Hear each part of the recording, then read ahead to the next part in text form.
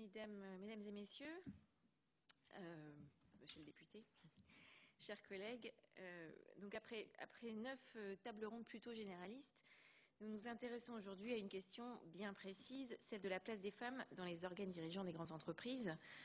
Pour cela, nous recevons aujourd'hui pour la Fédération des femmes administrateurs Agnès Bricard, présidente, Xavier Delcros, avocat à la Cour et professeur des universités. Pour l'Observatoire Ethics and Boards, Madame Floriane de Saint-Pierre, fondatrice et présidente d'Ethics and Boards, et Monsieur Guillaume de Piédoux, directeur général.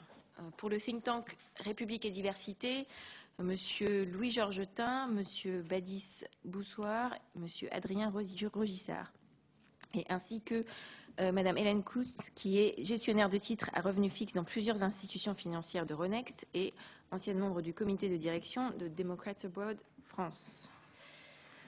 Je voudrais lancer notre discussion en partant de l'actualité immédiate et en particulier du rapport que vient de publier le think tank République et Diversité, intitulé « Le CAC 40, parité, diversité ».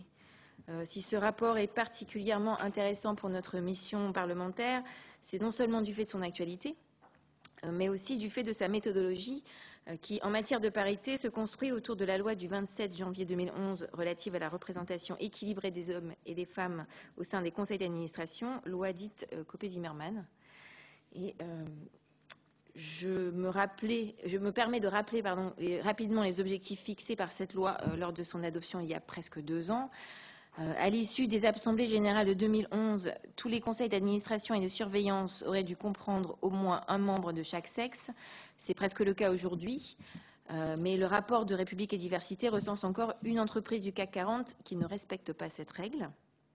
À l'issue des assemblées générales de 2014, les conseils devront compter au moins 20% des administrateurs de chaque sexe. Aujourd'hui, 10 entreprises du CAC 40 ne respectent pas encore cette proportion. Et à l'issue des assemblées générales de 2017, la proportion de chaque sexe ne pourra être inférieure à 40% au sein des conseils. Aujourd'hui, ce sont 39 des 40 entreprises du CAC 40 qui seraient hors la loi si cette règle était déjà en vigueur aujourd'hui. Ce seuil de 40% est également celui choisi par la Commission européenne dans une proposition de directive adoptée vendredi dernier, donc le 16 novembre, par le Collège des commissaires.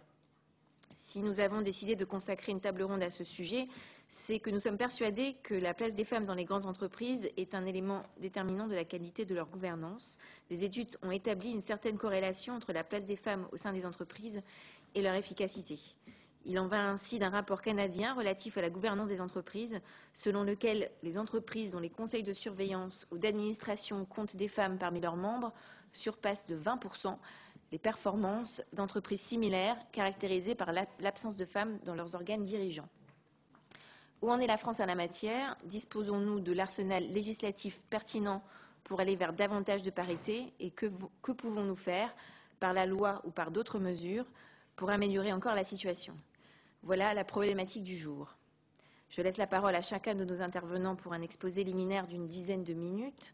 Je rappelle que cette table ronde est ouverte à la presse et fait l'objet d'une retransmission en direct sur le canal interne de l'Assemblée et sur le site internet, et que la vidéo de cette audition sera également disponible à la demande pendant plusieurs semaines sur le site de l'Assemblée nationale.